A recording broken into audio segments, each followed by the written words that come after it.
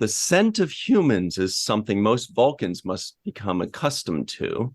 Captain Pike was up all night working on Vulcan delicacies, and T'Pril is very good at creating awareness. Hello, everybody, and welcome to the Seventh Rule with Cirroc Lofton. Hello, hello. My name is Ryan T. Husk, and today we're doing a review of Star Trek Strange New Worlds Season 2, Episode 5, entitled Charades, written by Catherine Lynn and Henry Alonzo Myers, directed by Jordan Canning. We are very fortunate. We have a very special guest, everybody. It's Spock himself, Mr. Ethan Peck. Hello, Ethan, and thank you so much for joining. Hey, how you doing? Thank you so much for having me. Very quickly, the entirety of Season 2 was sponsored by our good friend, Anna Post. Thank you very much, Anna. And congratulations on the new cadet. All right. Yeah. We have so much to say. Ethan, as you know, Cirroc and I were talking about it before we even hit record. So let's just dispense with the formalities because T'Pring has had enough of those, that's for sure. How are you today? I'm really great. I mean, I'm a little very excited about the release of this episode. And also, I guess there's excitement about the SAG strike, which looks like it's going to go down today. It's a very strange time, but thrilled to be a part of the show and thrilled to be speaking with you about it. You did an amazing job in this episode. I went through an entire range of emotions watching it. It was so phenomenal. I can say that you made me laugh many times in this episode. And I'm sure the rest of the audience was laughing along with me. Yep. And then also I found myself crying. And I don't know if I'm getting older or if the acting is just that great, but I'm certainly getting emotional watching these scenes. When you stepped up for your mom and you stood up and like kind of you defended her and talked about her handicap, and I just thought, man, that is a good son right there. He gets it. You know, he's starting to put himself in other people's shoes and empathize and see the sacrifices that his mom has made for him. I just love this episode from beginning to end. The chemistry with you and Nurse Chapel was great. So, A plus plus plus plus. I want to ask you, what is it like, or what are the challenges of coming out of the Spock character and going into the human mode and then going back into the Spock as a human, which is like just 4D chess when it comes to acting? Thank you, first of all, so much for your compliments, especially coming from you. It really does mean the world. I'm a big fan and admirer of you and what you've done. And it's so cool to be able to speak to another Star Trek alum. You know, I don't think, I've spoken with Frakes quite a bit and Spiner because Frakes has directed some episodes and I've done some conventions with Spiner. But it's so great to chat with you. It's a crazy character to be playing, period. And the challenges in episode 5 were how far do we go, right, with this wacko that is a part of Spock. And how do we keep it tethered to who Spock is in his heart and soul? How do we remain Spock? And I really got to give credit to Jordan Canning, our director. She was so phenomenal and such an amazing guide and tastemaker, right? I would try something and she'd say too much or too emotional because, I mean, every day that I'm working with this character, it's like, what is too much? What is too little? And it's always a very delicate balance. And in this one, it was like just uncorked, unhinged, right? And like, how big can we go while still being tethered to who he is? And also the writing was just phenomenal. I mean, the writing in every episode is incredible. But I don't know about you, Cirroc, but, I'm wearing the same uniform. And it's such a habit to be performing in a particular way on set with these sets and to be sort of reserved in my delivery as Spock, right? And then to suddenly be able to, be an abstract expressionist when you're coming from doing mathematics. It's a real shock and really discombobulating. So I don't know. I had a lot of especially when you look the same. yeah, Because I had an opportunity to do that in an episode that we did. We did a flashback scene, and I was played this character Jimmy, who was like a street hustler. Yeah. But in that episode, I had a wig on, so I had like a smooth kind of conked back hair. I had a little baby mustache that was put on. So I got a chance to like feel the character when I looked in the mirror, after makeup. I was looking at myself and I felt a different rhythm to the character because I had a wardrobe, I had the makeup to match. But you yeah, were staying in your original wardrobe, essentially with the same makeup. So you have to do all of this through acting.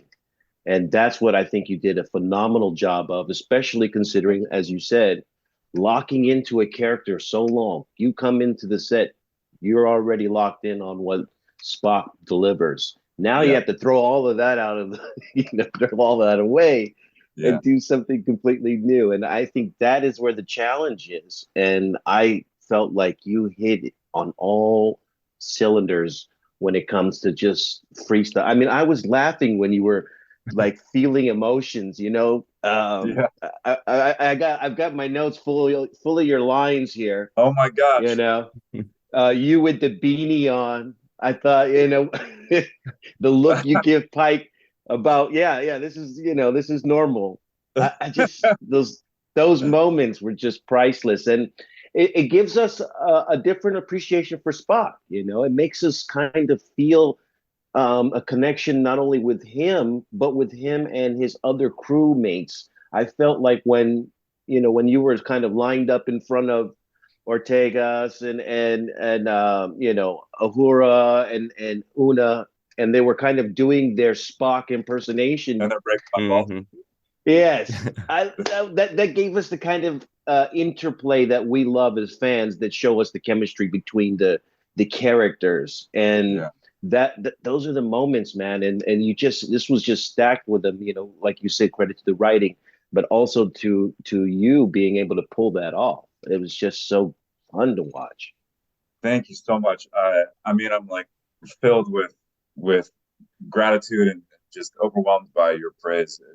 Um, It's it's so scary what we do, and to really, I was when I read the script, my jaw just was on the floor. I was like, this is crazy, and wow, they're really trusting me to do this. I think they had an inkling of my, I guess, comedic not ability because it's like not super well developed. Like again, there was a lot of people helping me and helping shape this, and but the trust they put in me, I was really, um, yeah, flattered by, I guess, and yeah, you're right. When you're in the same costume, it's really high pressure doing what we do, and especially on a show that like you've been on, that I'm on, where we're speaking about crazy imaginary things and we're in another world. To become comfortable there, it takes a long time, and then to throw it all away and do Mhm. something new is really challenging. And I don't know that people know what that's like if they haven't been inside of it. Ryan, are you an actor? Yeah. I'm So I guess I'll yeah, be on strike too and later today. yeah, Yeah, yeah. right. So sorry, I'm sorry I didn't know that, Oh, it's but okay. yeah, you get it. I mean, it's like you get comfortable doing one thing and you got to come in and the stakes are really high and there's a lot of money involved and you're doing something totally wacky and you hope it works out, right? Mm. Um, like I said, we And just like yeah, and you trust the director too, where Jordan Canning was so instrumental. You trust that when they say that's what I'm looking for, that it's going to play out and work as well. So you're right, there is a lot of guidance there, Mm. yeah, um, when it and comes to that faith. yeah, also, yeah, absolutely, and also just comment to the interplay you spoke about between the members of the crew, which is what Star Trek is and is about. Mhm. when I when we finished that episode and I said and we all said goodbye to human Spock, honestly, I was heartbroken because it was so much fun to interact with the crew members in this different way. And what I think that this version of Spock shows is how full of emotion and the depth of Spock. People think he's this emotionless computer, but really he's got so much going on inside of him. And I think this really gives an opportunity for the audience to understand him and see that if they choose to, right? He is almost like under some sort of drug spell. But that's in him all the time.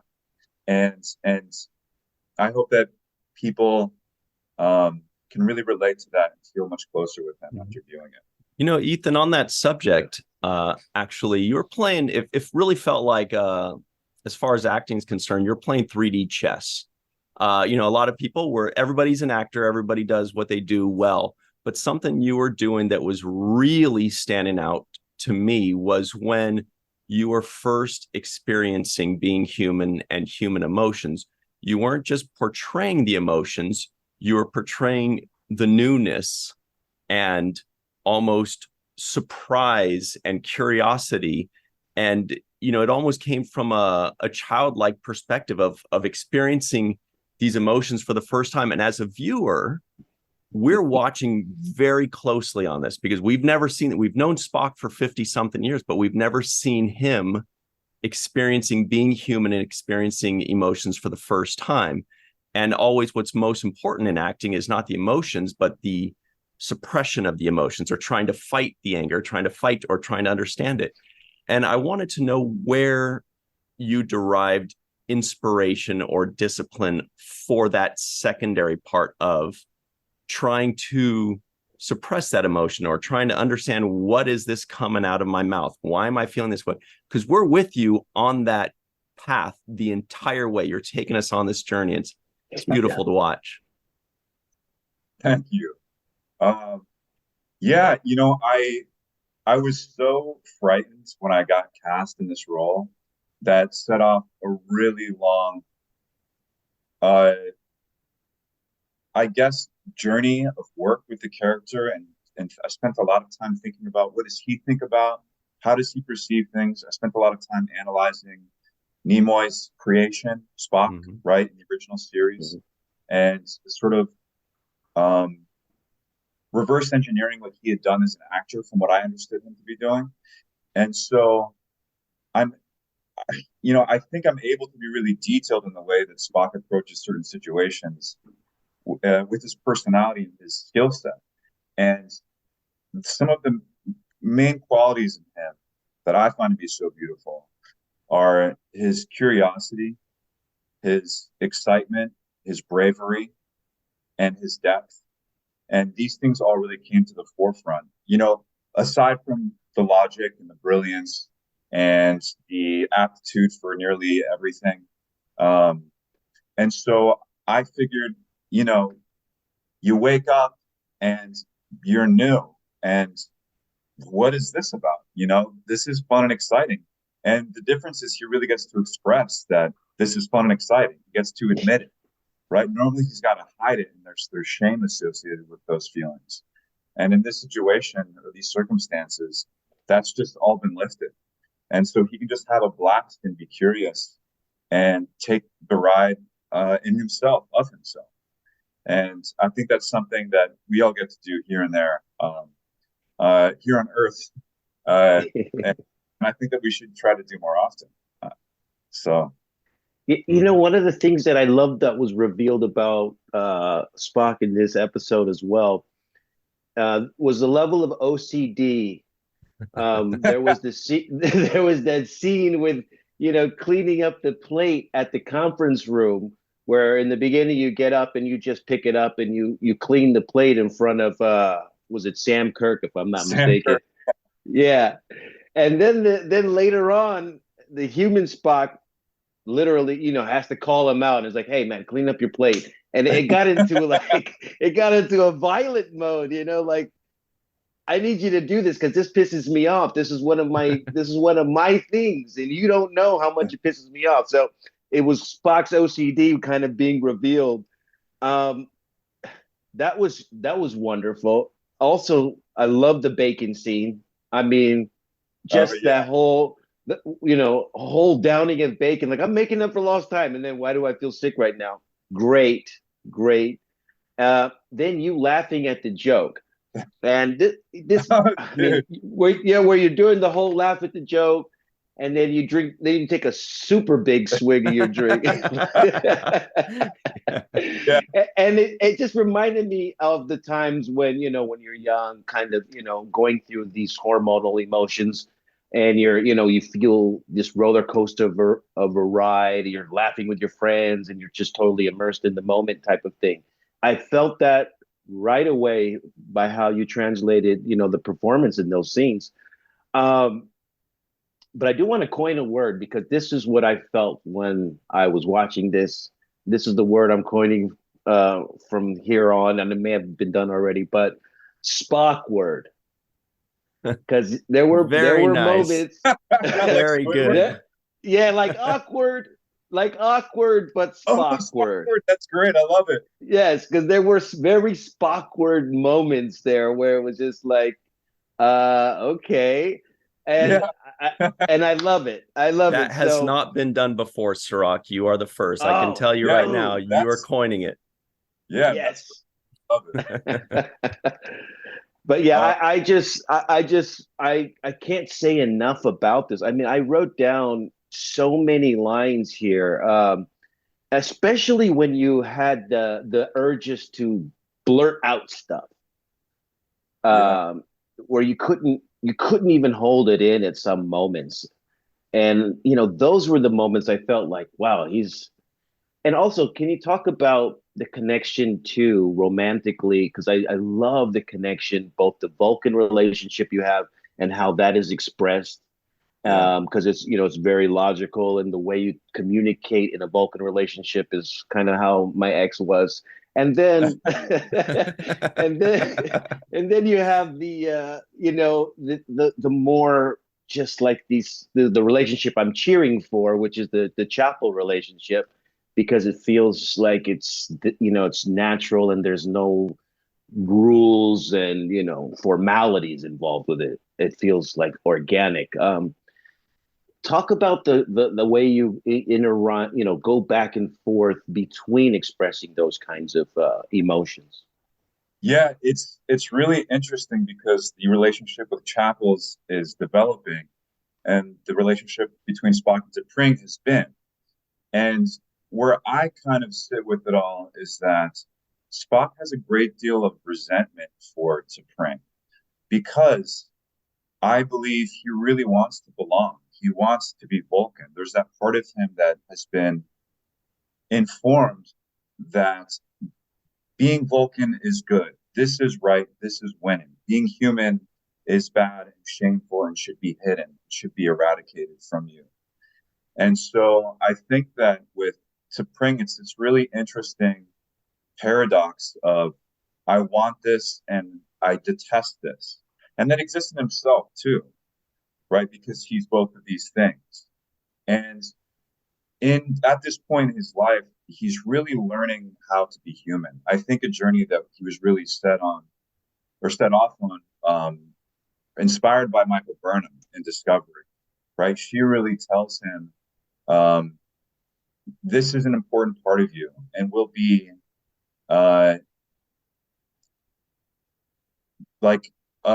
essential to who you are and to the way you solve problems, which is what Spock is. He's a great problem solver. Mm-hmm. And so I think Chapel, absolutely, it's more organic because she represents this human part of him, or reflects this human part in him. And he hasn't had a romantic connection like this yet. And it's so interesting that his mother comes into this episode because she's reminding him of what it is to be human. I think probably inspires this deeper connection with Nurse Chapel, right? And he's learning from her. And she represents the chaos and the lack of rationalism, the humanism, right? Because ultimately we like to pretend that we're rational, but we're emotional beings, right? And so that relationship is beautiful. And it's funny because both Gia Sandhu, who plays T'Pring, and Jess Bush, who plays Nurse Chapel, they're both so wonderful. And like, I root for both. You know what I mean? Like, I don't know where Ethan falls in all this. I'm like, the chemistry's there. The chemistry's there. Love it. I mean, either way, whichever scene you're in, I'm believing the relationship. But now that you articulate what you said, it makes me think, yes, T'Pring wants the man that she wants him to be, Yeah, whereas Chapel is like accepts him for the man that he is, you know, that's really well and put. I Totally. do see a lot of that. You know, we have Jordan coming up um, in Right just a now. second, but Yeah. I gotta ask you though, because this has been said. My grandfather Brock Peters on Deep Space Nine Nice. did a movie with your grandfather, Oh my uh, gosh. a pretty well known movie, One of the best of all to time. Yeah. one of the best movies of all Oh my time. So gosh. my TV grandfather and your real grandfather worked together and Oh my made movie gosh. history in To Kill a Mockingbird. So I just had to get that out because we have that connection there. That's And insane. I've never made that connection. Oh my it gosh, it that's it crazy. was brought up to me thanks to Anne Marie Siegel, and Hmm. I had to get it out because it is something special that we have that connection, and we also have this Star Trek connection. But Ethan, I have to tell you, you're amazing. You're killing this Spock role. This Thank you. Strange New Worlds is on the top of my list of the new shows out, and it's edging towards the top of my list of all shows. Wow. And I'm just looking forward to watching more of this show. I'm a big fan of yours. I'm a big fan of the cast and crew that you guys have assembled, and I'm cheering for you. And I'm really rooting you guys on. You have delivered so many 10 episodes, in my opinion, and this is only season two, episode 5, but you've delivered multiple tens on Thank this show. Wow. Yeah. So keep it up. Keep Seconded. the good work up. Yeah. I can't top what Cirroc just said, but it's seconded by me and by many, many people. Ethan, we know that you have to run. We really appreciate you taking the time for us. We hope to Thank see you you so much. again. We can't wait for 10 more seasons of tens. Really looking Yeah. forward to much, much more of this. But Ethan, thanks very much. We hope to see you again. Yeah. Okay. Thank you so much for having me. And before I go, Strock, I gotta say, are you a motorsports guy? Oh, I am whoa, we got the What? motorsports. I got my Arden Senna. This is my Arden very Senna cool. hat right Oh, that's there. awesome. Yeah. Wow, I don't Right have a on. hat. You know. So see, Appreciate it, we man. just the connections keep running deep. Yeah, Totally. I'm more of a Dick Trickle guy. All right, everybody. He's a All race right. car driver, I swear. Uh, thanks, everybody. We will be right back on the seventh rule. Hello, everybody, and welcome back to the seventh rule with Cirroc Lofton. Hello, hello. As you know, this is Strange New World, Season 2, Episode 5, Charades. We've got the director right here, right now. Thank goodness. It's Jordan Canning, all the way from Toronto. How are you, Jordan? I'm great. How are you guys? Thanks for having me. We're so pumped right now. Yeah, we're super pumped. First of too. all, Jordan, this is something I've been waiting to say for hours, but I just have to tell you, when I was watching the second half of this episode, something hit me for the first time that's never hit me before watching any episode of Star Trek. And that was, I want to show my dad this episode. My dad was a kid, grew up with the original series of Star Trek. So that's why I've got pictures of me as a 5-year-old with the iron-on patch, pretending to be Spock. And I don't think he's watched any Star Trek really since then, maybe a little, Next Generation. But I'm like, next time I visit my parents, I'm going to pull up my laptop, pull out season 2, episode 5, and say, look, I know you don't watch any Star Trek. You're not up to it right now. I know this, but you're going to watch some Star Trek today. And I think that he will absolutely love this episode. And I was like actually fantasizing about showing it to him. And I'm like, there's no way he's not going to love the shit out of this.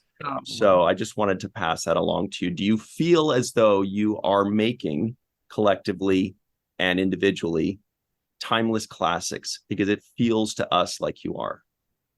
I mean, that's amazing to hear. And I mean, I think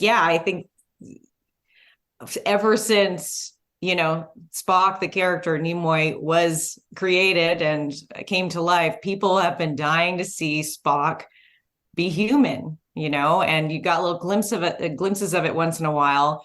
But this episode, we fully get to just dive into that sort of daydream of what it would be like if this half Vulcan, half human gets to fully lean into his human side and just go totally nuts. So I'm excited. I love this episode so much. I loved it right from the moment it was sort of described to me by Chris Fisher, who said, okay, I can't send you the script yet, but here's the gist of it. Spock gets in a crash, is fully human, and his in-laws have to come to the ship, and it's hijinks galore. And I was like, I'm in. I'm fully in. Wow. I have to tell you, I love this episode from beginning to end. There was not a moment that was wasted on screen, in my opinion. And I didn't feel like I was missing anything. Sometimes you can watch an episode and say, well, what happened there? And what happened to that character? Or I feel like I need more. But in this episode, I felt like every single issue was dealt with. I got everything I wanted. Was there anything left on the floor that you weren't able to get into this episode? Because I felt fully, I was full after watching this episode. Yeah. Yes. No, yes. We got everything. I mean, the script was so good. Henry and Catherine wrote this amazing script that is, as you know, so funny, but has like amazing heart and romance in it. Look, this was my first time working on Star Trek. It's my first time working on a show that had this much of a kind of big supportive bank of resources and time behind it. So I went in, I was like a kid in a candy shop. Like, we got 12 days to shoot an episode where I'm used to having maybe 7. So I just felt like, wow, I had all of this time to prepare and, do the storyboards and have all these great conversations with the actors and shot list and plan and think about it. And then we had, so much time. It felt like so much time for me on set. It was amazing to be able to just really dig in and get everything you needed. No, I don't think hardly anything even got cut out of the episode. There's like a handful of moments and lines that, that go once you see it, but there's no scenes that got cut. There's no big like turning points that got cut. It's all in there. It was all on the page. Mm-hmm. Yeah, I usually sometimes rate episodes when I'm doing the classic Trek, because, those episodes have a rating and you can kind of double check your rating on IMDb to see if you're accurate and close. And he's a shark, by the way. And I'm really, detailed about my criticism, but I'm going to say this episode was a 10 in my estimation. And I want to say the thing that I really loved about what you did was bring the pace. And how, the pace was constantly moving. I felt like, in the shuttlecraft, the camera was moving. In the close-ups, it was done with more like a steady cam, so I can feel like the movement of the. And there was just movement everywhere. Even in the chef scene with Pike and he's cooking, you're moving the camera around. It's just constant. I felt like this thing was in motion. Also, when you have Spock walking down with T'Pring, and they're walking to meet places, and the mom's coming in, and there's movement and the walk here. I just felt a lot of movement. And was that part of the choreography that you did to kind of keep the pace going when you were on the set?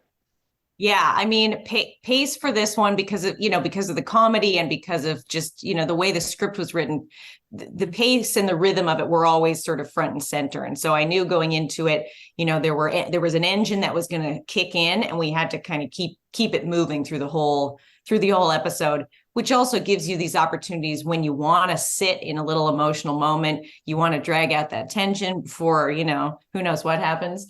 You can feel that you feel the difference, you feel the shift. But I remember when I first read the script, I was like, okay, there's like 3 full-on montages, and it was like Montage City, and I was like, okay, cool. I mean, I've done like 8 montages, but I've never done 3 montages.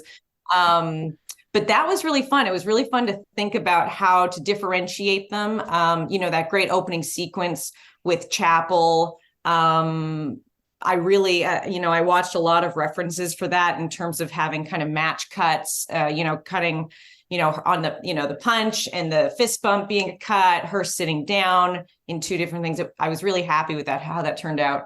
And then, of course, the two sort of mirrored Spock montages, like Spock as Vulcan versus Spock as human. The concept behind that was always to sort of mirror those shots so that, you recognize kind of what's happening, but you really feel the big shift in who he is and how he's reacting to these things that he was, early able to completely ignore. So those were really fun to shoot. And what's funny, usually what you would do with something like that is you'd shoot them back to back. You'd be like, okay, great, we shot the Vulcan version, now let's shoot the human version because you're all set up for it. But because, of course, of these things, I got to take them. There they are. It takes so long to put them on and off that we broke them up, broke up the sequences for the most part. And that, I think that ended up working out well, because I don't know what Ethan talked about, but, Ethan and I had so many great conversations in prep and throughout the shooting of, exactly how to dial the human moments versus Vulcan. And we actually, we came up with a sliding scale, 0 to 5. So that, when he's pure Vulcan, he's 0. And when he's losing his mind as a human, he's 5. And it was sort of this nice shorthand that we could kind of go through the script or scene and be like, I think you're at a 3 here, or, it was just a kind of way to conceptualize where he was on the journey. So I think it was kind of fun to break those up so he could be all human, get that kind of scene done, and then all Vulcan next time. Jordan, that's interesting you say that. That's exactly what I wanted to bring up, was that we're watching Ethan, we're watching Spock, and we don't really see him at that 10, maybe when he screams into the towel or whatever that was, right? But for the most part, he's still suppressing as best that he knows how to now as a human.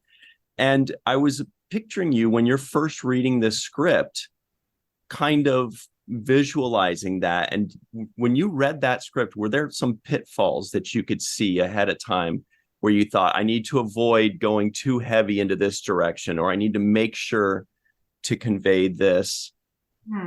I mean, I don't know if I would say pitfalls. I think there were definitely some scenes where I was like, okay, we're going to, I can kind of imagine how this will play out or how I think it's going to go. But on the day, we're really going to need to see how it's playing. Like that first scene where, he's woken up and M'Benga and Pike are like, okay, so this is what's happening.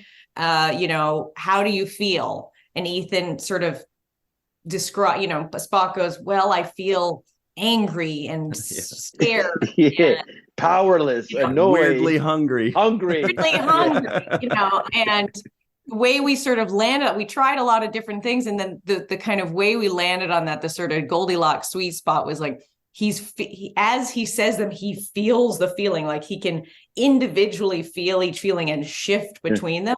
And Ethan he nailed it. That was one of the ones where I wasn't worried. I was just like, okay, this might be kind of, maybe it'll be cheesy or something, broad, or it won't it won't feel real. But I think it felt great. It felt great. It was so fun. Throughout the whole thing. I mean, every time he did it, and we just finished heaping praise about it because it was so amazing. But I want to key back on what you did too, really well in this, which is picking up the reaction shots of different people. I thought Pike had the best reaction shots in ever. There were moments where he would when he's bringing back the tray of food, because he snaps his fingers. He was like that GIF of that baby that walked into the room and goes, "Oh, never mind." Walks out. I pictured that baby. So fun. I mean, so many good little moments. One of the other things we sort of played around with that Ethan and I were talking about, we're like, okay, so we all know what Spock is like. So what are the ways, other than, what he's saying, that we can see that he's changed? And one of them was sort of like physical touch. Like Spock does not touch. Yes. He doesn't go, hey, how's it going? He doesn't hug people, And so we found these nice little moments throughout. Like, obviously there's bigger ones with Chapel, but even when, when he's laughing with everyone at the at the, in the bar, he sort of like smacks one of them on the, he smacks Rebecca on there and be like, oh, and she's like, very taken aback, like, okay, what? Spock just touched me. I don't think Spock has ever touched me. Yes. So, and finding those little reactions, everybody just sort of, as it's dawning on them what's going on and how weird it is, everybody just played it so well. I mean, there's so many funny moments in it, even Sam Kirk, like Sam's reactions when he's yelling at him, when he's just like, okay, I'll put it away. Like, and Celia's side eye when Chapel says he's my friend. I paused it and tried to duplicate that side eye. I was so amazed by how good it was. I do want to show very quickly though. This is Captain Pike walking in at the wrong time. This is the GIF. Yes, that was the feeling that was conveyed. Yeah, I mean, Anson did an amazing job in this because he's so good. I sort of described as the reality of what has to happen went with Amanda saying, okay, I'm going to like teach you how to be human. Let's go start the engines. Pike is sort of roped into this as like kind of like the reluctant stepdad. That's how I sort of felt. Like, okay, I gotta help out and like be there. But so he's very present throughout it, but he's not front and center in the scenes. But he anchors them in such a fun way as just this sort of like very deadpan, observer. Yes. The fly on the wall. But part of it is thinking like, this is ridiculous. Like, can't these Vulcans just, and he tried so hard with the food. Yeah. Like, he was so happy when the guy wanted some more food. That was the cutest thing I've ever seen. He was like, one of the cutest things I've ever seen. I know, I love, and when the title being Charades, like when he pitches playing charades, they're just great. It's such great writing, and everybody just, there's been comedic leaning episodes in season 1, like the body swap episode. I loved. That was my fave from last year. But this one, I feel like everybody just got to be funny, It was so funny. I mean, Pike, I wrote down the line every time he made me laugh just with a facial expression. One was when Spock's mom says, now we're going to make you a practiced liar. And his face like, okay, like, is this what I'm signing up for? And then flash forward when Supreme's mom says, Spock, you're a disappointment. He doesn't look like. Yeah, he took a sip of his whiskey. He's like, yes. Yeah. And it's just. But I want to ask you. You say you never did Star Trek, and probably science fiction. I'm guessing, or I did a sci-fi comedy web series called Space Riders Division Earth, which was kind of like a Power Rangers spoof. But no, this is my first big sci-fi. Wow. So I want to compliment you on the use, I think, of this great big green screen facility that they have, because the AR wall, right? Because there was a scene where Chapel goes to meet the alien entity with Celia and Ortegas, and I love the way that was filmed and shot by you. You gave us the feeling of the bigness. Yeah. Also, that you came in close and gave us some really good, two shots and side two shots and really good movement out of that, just basically an empty space with a green screen. Yeah. But it felt alive. It felt, active. There was a time when Ortega's kind of bent down. It was like trying to move out of the way. Yeah. It was alive, and you animated that space. And I wanted to ask you about working in those kinds of conditions, maybe for the first time, I'm assuming, at least with that large of a facility. But you handled it so great. And how did you approach that, using that space? Yeah, I mean, it's an interesting one. That AR wall usually gets used there's usually one use of it per episode, whether it's an alien planet or, the engine room or something. But usually there's set pieces in it. There's foreground elements, and then the actual screens are just being used as sort of the deep background stuff. But what was really interesting about this one, when they go to IDS, as we called it, interdimensional space, it was totally empty. They put down this great mirrored floor, and then everything else was just that kind of amazing sort of ever morphing, whatever it is, space goo. And the aliens, I mean, look, I haven't even seen the finished VFX yet. I'm going to watch it tonight. I don't even know how these aliens turned out. Like, I'm sure they are cool as hell, but we had references, but when we shot, it was like a tennis ball on a stick and like a laser. Me going, okay, now the alien's going to come down and he's right in your face. And then he sucks back. But it was so fun. It was such a playground. And because we'd had so much time to think about the sequence and do storyboards and, I really wanted this, like you said, the scale of it. I wanted them to feel tiny. I wanted kind of like the amazing scenes in like Arrival, in the new Blade Runner, when he's walking and there's this sort of big pink hologram of the kind of AI girlfriend he has, whatever that's called, where he's just tiny and there's this big, almost, larger than life kind of creature. So I really wanted to be able to do that. And the fun thing about these aliens and the sort of morphing concept behind them, we sort of describe them kind of as a mix of like a murmuration of birds and like a undersea kind of creatures, so that they could change shape, they could get bigger. Do you guys ever see The Abyss? That great movie? Oh yeah, beautiful. 1989, I think. It's really one of the greatest movie ever. So the water creature in that, in terms of when it could start way up here and then come right down and be right in Chapel's face and put her on the spot. That freedom of what the creature could do made it really exciting to plan that sequence and then sort of act it out with them. Like, I loved the moment, Chris Fisher, I love him for this. Like, I had my whole VFX sequence and he was like, you know what, if you want to like throw a couple more crazy shots in there, like, do it. We may not be able to, may not work in the edit, but just do it. And I was like, okay.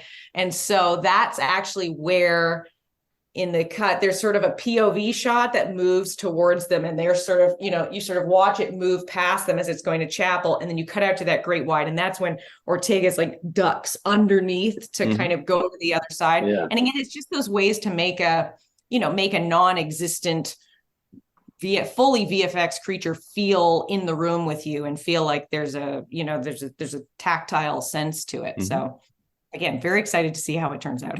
Yeah, it definitely adds some three-dimensionality. Otherwise, you don't want it to feel like they're watching a screen or reacting to a screen. You need it to kind of come out at them. And we felt it. It was very well done. It looks beautiful. Yeah. Sorry you haven't seen it yet, but you're going to love it. I'm excited to watch. Yeah. I did want to talk a second about the guest stars, specifically the parents. Yeah. I don't know the gentleman that played the father. Michael Bendayar. He blew me away because the lines that he was saying that were so freaking adorable and so funny and just kind of they like melted me. And I would remember that. I was like, wait a minute, did I just see a Vulcan smile? That's weird. And I would rewind it. I was like, no, he did not smile. He portrayed the smile in his voice, which made us feel like there was a smiling reaction, like, oh, ear. It was the cutest freaking thing I've ever seen. And I realized he's doing that with his voice. He improvised that. Yeah. Really is brilliant. Yeah. And he doesn't have very many lines. I mean, Alora, who plays Sapril, the mom, like, she is a big presence, when the door is open and she comes in, you're like, oh shit, Spock. Yeah. And you have, the husband sort of meekly following and putting, oh, you're right, I can't eat a salted, but even though I like it so much. But he did it. I mean, the two of them were just incredible. They both, when we saw their auditions, we were like, just them. They're perfect. Yeah. Beautiful. Yeah. I just, and this was really like, this is almost a Romeo and Juliet story. I got that kind of, really love story in it. It's just like he's torn between, these loves that he has. And I really felt that. But the real love and the scene that I thought just moved me the most, where I felt myself, I was in tears, was when Spock stands up for his mom and basically says, it's not a handicap, because I think they used the word handicap to describe her. And then he was like, no, I'm not, you're not going to call my mom handicap. And he really stood up for her and apologized for not doing it sooner. And I just thought this was such a great son moment for all the mothers out there who have sacrificed so much for their child, for them to have that moment where it's like, oh, he's standing up for her and he's seen the sacrifice she made so that he can be accepted. He talked about being accepted as a Vulcan. She brought up the memory of him finally being accepted as a child, which is something that Star Trek offers all of its viewers and fans, is this acceptance, right? We finally find a place where we feel accepted, where somebody that looks like us is represented. And I think that was one of the highlights for me of this episode, was talking about that feeling of acceptance, even from a Vulcan point of view, from Spock and his mom. Talks about mixed ethnicities, people who are biracial, essentially. Mm-hmm.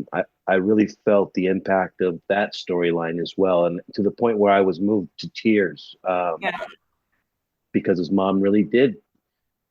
She took a lot of abuse, verbal abuse, from, T'Pring's mom. So I just thought, wow, she did all of that sacrificing just so Spock can feel comfortable in his own skin, so he can have the best of both worlds that he's been, afforded in life. And I thought that's another message that was so well expressed in this episode. And that's why I think it's a classic. And I really just think you did an exceptional job, Jordan, just keeping the flow, the pace of it going, giving us all of the right things. And, Ethan said that he really trusted your guidance on the comedic levels of things. And I think that whatever you guys worked out on that issue was the perfect tone, because it just struck the right note at the right moments.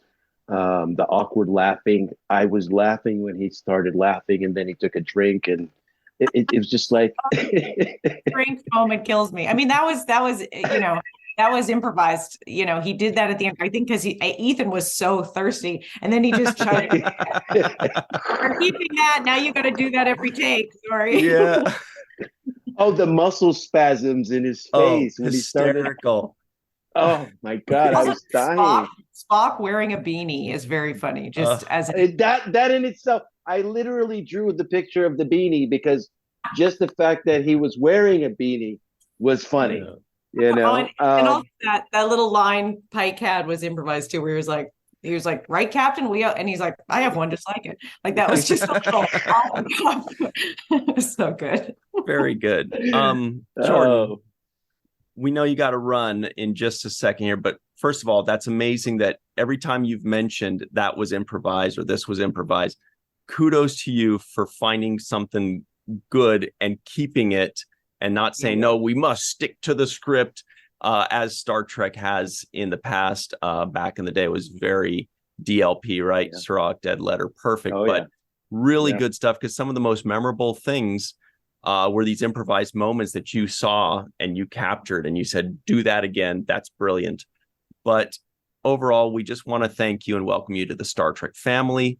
You're going to be getting so much praise heaped on you because of this episode for years and decades to come. It's amazing, but it's true.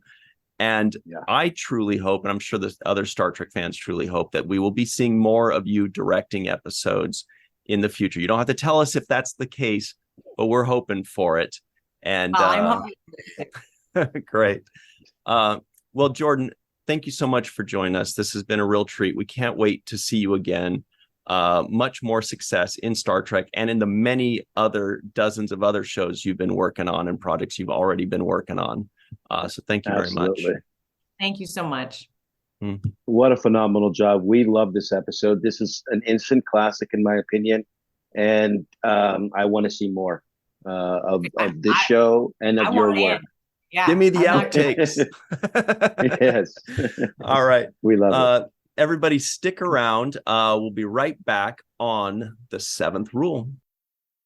Hello, everybody. Welcome back to the Seventh Rule. Here are your trivioids of the week. You've been dying for them.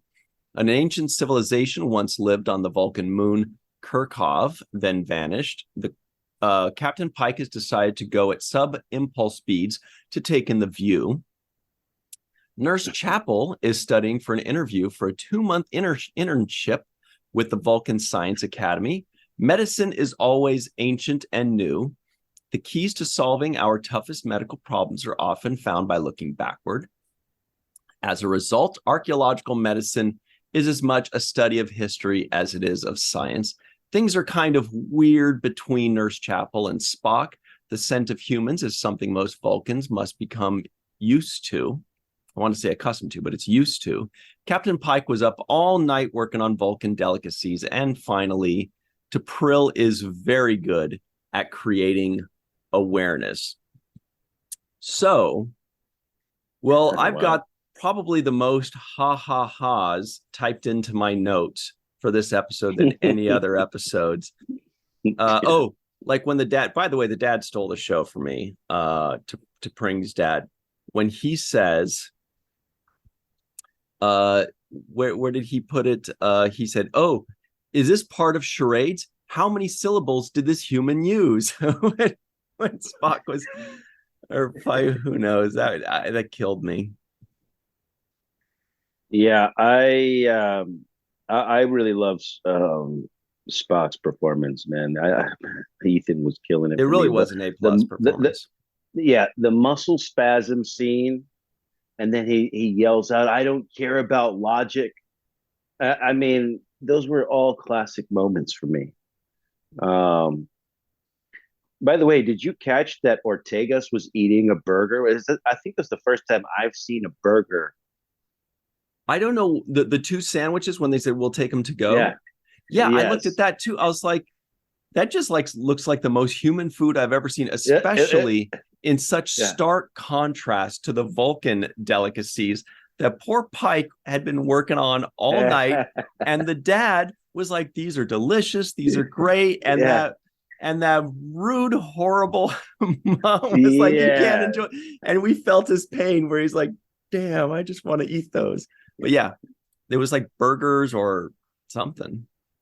Like they looked like Ortegas had a burger and Mohler had like a cheesesteak or like a cheesesteak sandwich or something. Subway sandwich, right? But I was like, wait, why couldn't I eat burgers when I was on the promenade? You had to eat jumbo sticks. I like burgers. What the hell's going on? They got burgers now? Yeah, they had me eating 2 grubs and stuff, man. I could have had a burger. I was a little jealous of that. Mm-hmm. But I just love the moments, man. There were just too many of them. The moment where they kind of went into a flashback moment and they showed that Spock had diverted the shields to protect Chapel, right? So he basically risked his own life. Nice moment. Little moments like that I thought they were so good. Mm-hmm. When Ortegas had that moment where she's like, "You want me to fly near a vortex to talk to an alien?" Like, just those moments I thought were just so well done. Mm-hmm. And this actor Gia Sandhu, she's like ridiculous. Like she's so stern with that look. and she stays in character as well as anybody I've ever seen. Yeah, the actors that portray Vulcans have a really tough job because, some people might think, well, you just, do the absence of emotions, but it's not that. They have to always have a tiny bit or even a lot of emotions bubbling under the surface. So, as actors, theater actors, we know you have to act big for the audience, for the people in the back. TV actors, you kind of act much more subtly. The camera, they're basically, it's like, just think it. The camera will pick it up. On that close-up, the camera will pick up the emotions that you're trying to convey. These guys take it even a step further because they're forced to make it even more subtle and more subtle and more subtle and create all of these walls in front of them. But so that if we look closely enough, we do still see annoyance, sadness, disappointment, dare I say, amusement sometimes. And, obviously Ethan Peck does this beautifully. Gia Sandhu kills it. It's a hard thing to do. It's an easy thing for an actor to just say, I'm going to make a Vulcan emotionless. Cool. That's fine. You'll get by. But she excels. Yeah, and I think even more than just emotionless, it's you're going to a place where you have this intellectual superiority complex, right? So you have this I'm smarter than everybody attitude, but it's done with sarcasm as opposed to like explaining to people how smart you are. You almost do it through sarcasm, like, are you stupid? Do you not see that? And I think that's the line that they kind of walk when they're playing these characters. But I like the way she does it. She's just so, also there has to be a sting at the end of their delivery. That totally. Every time a Vulcan talks, there's some kind of, it's like a punch jab with words. It's like a little jab, yeah. Yeah, it's like a jab, but just with words. It's not an actual throwing of the arms, but there's a sting at the end of it, and it's supposed to bite you a little bit each time they talk. It's a little bite. And the mother, by the way, she was full of fucking. Like when she says, "There's a definite odor in here." There's an odor, and the camera shows Pike, and we're like, "Oh man, you didn't just walk into his home and tell him he freaking stinks." Yes, you did, though. Oh, and Pike was so gracious too in this episode. Totally. He was trying so hard to like just smooth it out and be okay. He took all of those things on the chin really hard. This was the sweetest he's ever been. Yeah, where you're just like, this guy is such a sweetheart, man. He was like, what did he say? He said, I use salt because, the atmosphere and all of this. And he tried to actually, so he thought about it. It was like it was something that he thought the answer, his rebuttal, would be enough to suffice the Vulcan, criticism, which he was kind of anticipating. That's why he had the whole, well, I used that salt because of this, and that, knowing that it was a deviation from the recipe, but he had a reason for it. So he thought that logic and reason would prevail in that particular moment until the mom just shot that down. Like, no, that's not the way it goes. Get that shit out of here. Mm-hmm. Yeah, Vulcans are masters. Vulcans are masters at subtext. They say, they're saying like, oh, I detect a scent in the air. What she's saying is, what the is this human doing here? And everything that they say is on the surface, a pleasantry or whatever, but underneath the surface, it's a boxing match. They're just battling each other to the death. It's great. I wanted to say this, and I'm glad that we have this extra little segment so I can make this comparison. Mm-hmm.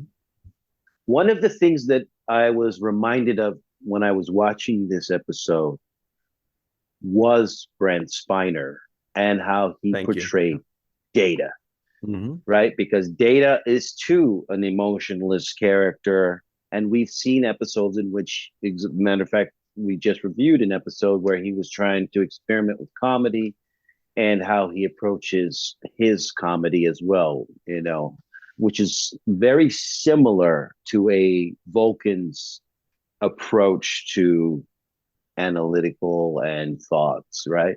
Absolutely.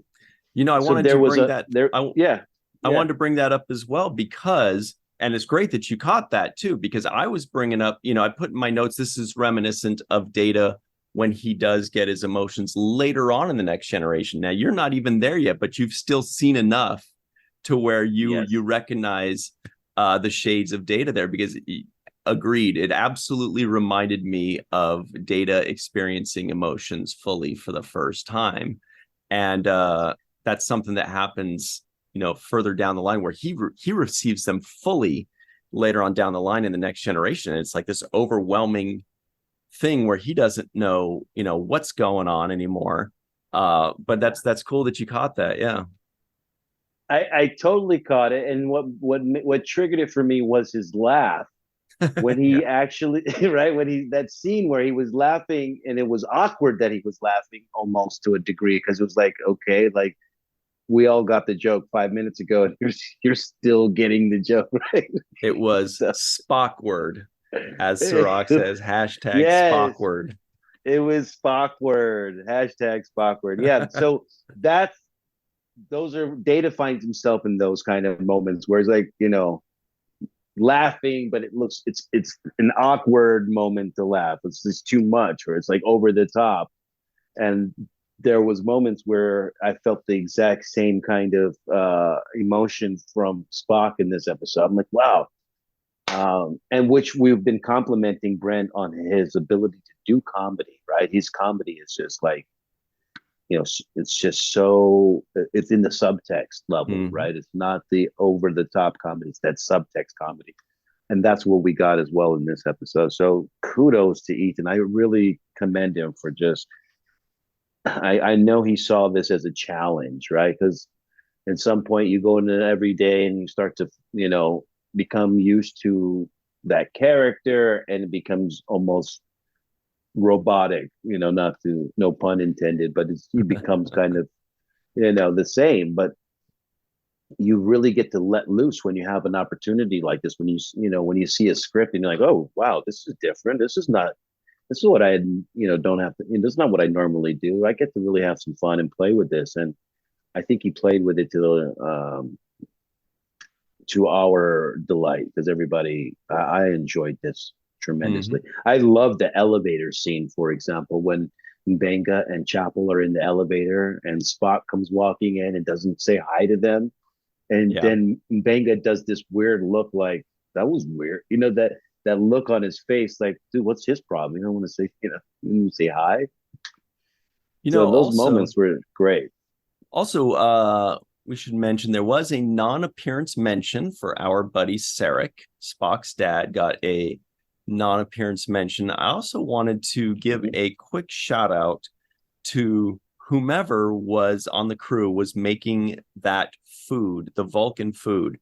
That looked like, I don't know if it was 3D printed, some of it, or what, but that looked like a lot of time and effort and creativity was put into it, not just by Pike, but the actual crew, that whomever is in charge of making those props or that food, or whatever department that is, huge kudos, because it even survived a close-up, a super close-up on the intricacies of the food.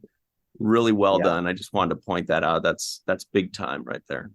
Yeah, and I also wanted to bring a little bit of attention to the wardrobe as well. There were moments when, for example, I thought Spock's mom had that beautiful green dress that she wore to the event.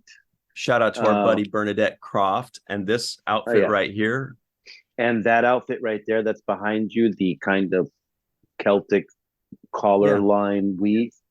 I thought was gorgeous. The colors were gorgeous. The flow on and the fit, the high arc on the shoulders. Bernadette has just really these outfits that grab you when you see them, and they're just so stunning.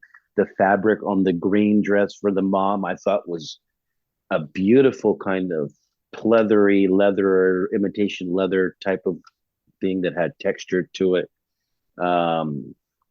And yes, I did like the costuming and wardrobe choices for this episode as well.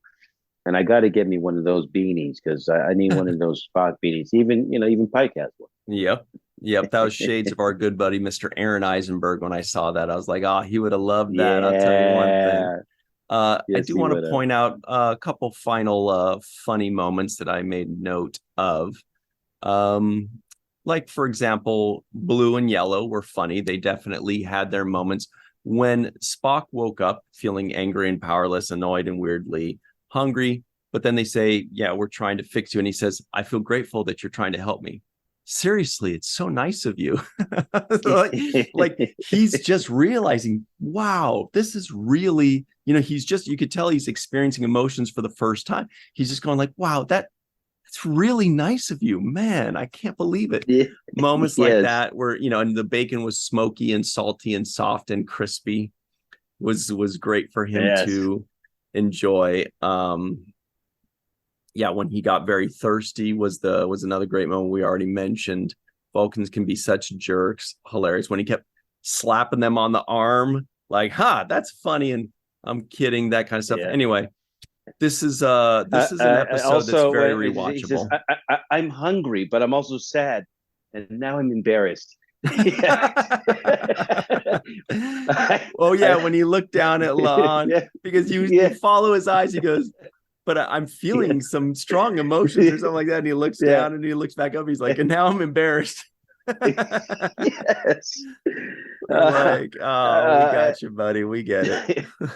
Don't test me, Kirk. I will break you. I was laughing on this. I was like, Kirk's probably thinking, what the hell's wrong with this guy? Yeah, get Spock out of here. He's a bully. He's an OCD bully. Anyway, look, let's give a very special thanks to some friends of ours while we have this second. And their names are as follows: Homer Frizzell, Dr. Anne-Marie Segal, Eve England out in Wales, Yvette Blackmon-Tom, TJ, Jackson-Bey out in Missouri, Bill Victor Arucan, Titus Mohler, Darlena Marie, Dr. Mohamed Noor, Tierney C. Dieckmann on a post, Anil O. Polat, who, by the way, has great YouTube videos. Check those out and follow him on Twitter. Joe Balsarotti, Mike Gu, Dequeue, Neal Akasaka. We also have our good pal, Justine Norton-Kertson, Dr. Stephanie Baker, Carrie Schwent, Faith Howell, Edward Foltz, My Live from Tokyo, the Matt Boardman. We've got the Dark Lord, Chris McGee, Justin Weir, Jake Barrett, Jane Jorgensen, Henry Unger, Allison Leach-Heid, Julie Manisfee, Marcia Classic Schreier, and of course, Dr. Susan V. Gruner and Jason Okun, the outrageous Okun. Yeah. All right. That's it for us. This was, as we both said, an instant classic, highly rewatchable.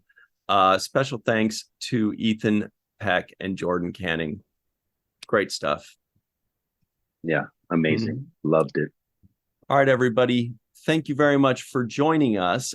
Keep watching Strange New Worlds. Be sure to tweet out Ethan and Jordan and Chris Fisher and all of them and let them know what a great job they're doing and how much you appreciate their work, including the people that do production design, the VFX, the people that make the food, Bernadette Croft making the outfits. Let them all know, I mean, sometimes they don't get the love that they deserve. We see it, we appreciate it, we love it, but let them know, let them hear it.